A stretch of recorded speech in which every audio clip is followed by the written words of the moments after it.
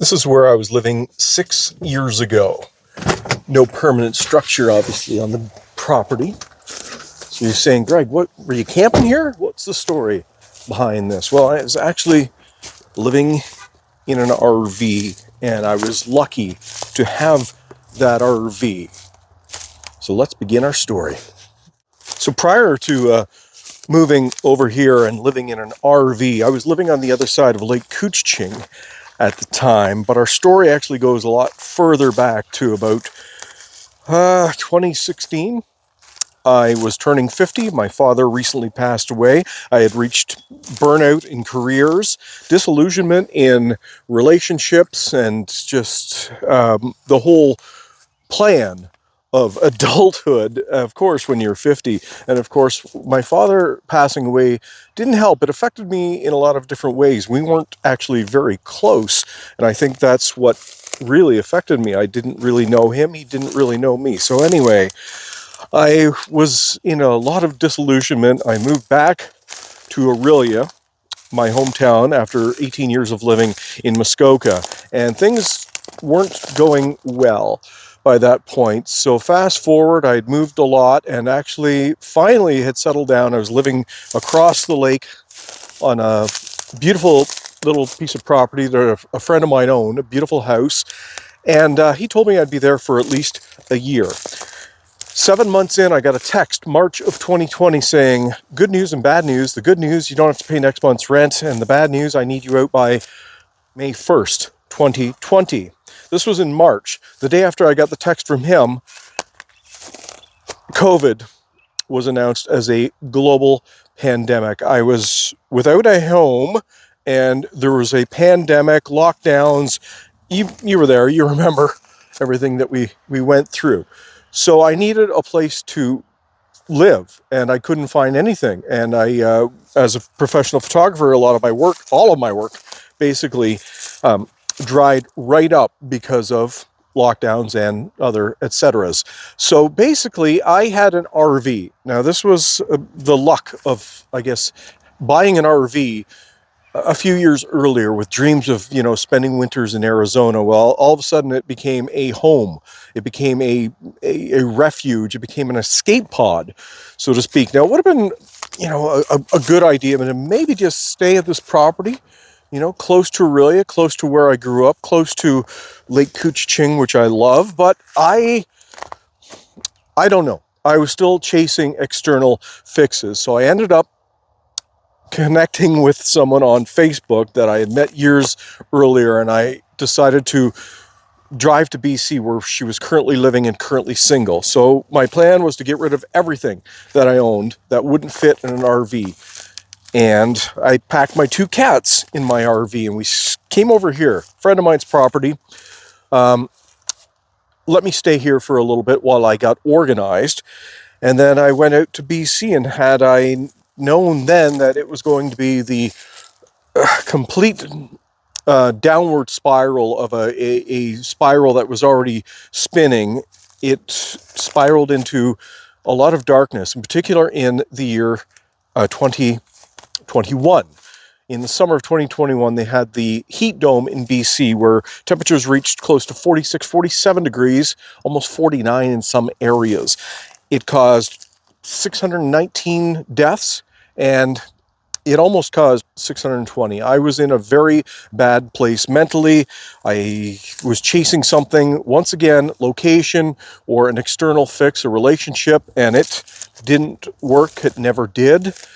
So I was out there, far from home, all alone in British Columbia, and a heat wave hit. The RV park only had 20 amp service on my lot, and I was told that was fine. You wouldn't have to use your air conditioning. Well, the heat was higher than any temperatures ever recorded in Canada, and still I don't think has been surpassed. As mentioned, 620 people died because of that, and I was just in a really bad place, and the heat and everything felt like it was closing in. The noise of fans running everywhere, people had generators going, there was no silence and no escape from the heat. And at one point I crumbled to the floor of my RV.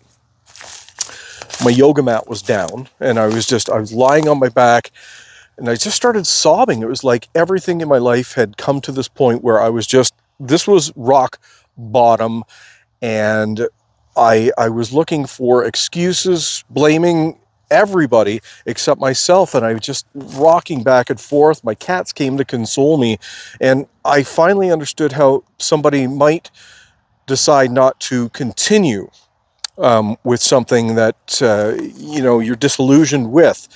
Well, luckily, I had stumbled upon Dr. Jordan Peterson, self-authoring, and through him, Carl Jung.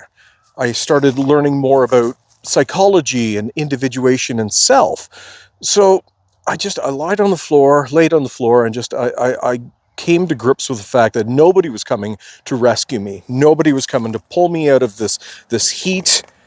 I had gotten myself there. I needed to get myself out of there, get myself back to Ontario. So that was kind of a bit of a breakthrough moment during a breakdown where I just realized that if I'm going to survive this, I have to figure out more about self. And through the self-authoring program, I learned about the Big Five personality traits, which I write about in my book, Timeless Truths, Hermetic Wisdom for the Gen X Journey. Now, the Big Five personality traits really shined a lot of light into my individual circumstances and why I did a lot of the things that I've done. Not that I regret the things that I've done, but I just didn't understand my motivations.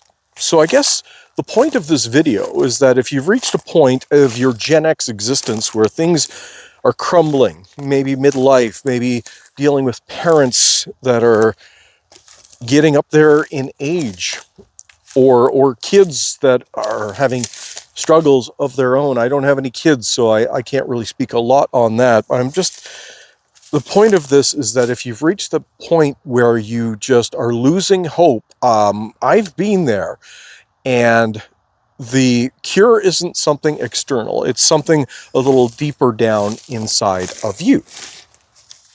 So here we are 6 years later, and I'm not living in an RV anymore. I made it back to Ontario, and things have definitely improved. I won't say, overnight, and I won't say everything's perfect.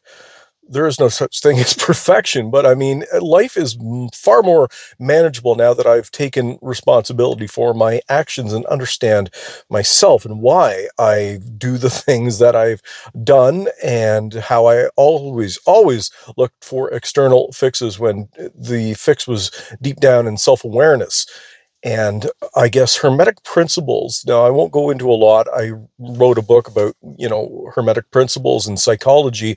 And I will say, cause and effect. If you see something in your life that isn't working, swim upstream and see what the cause of it is. So, there is no overnight fixes, but I will say that I'm glad I didn't give up on this life. I mean, I just recently turned 60 years old, and I'm working on getting my health back in order, getting my finances back in order, and just starting over again. And you're never too old to do that. I will add one more thing, that if you are struggling with mental health and just disillusionment and loss of hope, reach out, because men our age in particular, it is that age where we tend to want to give up and say everything is fine when it's not really. So by all means, get professional help.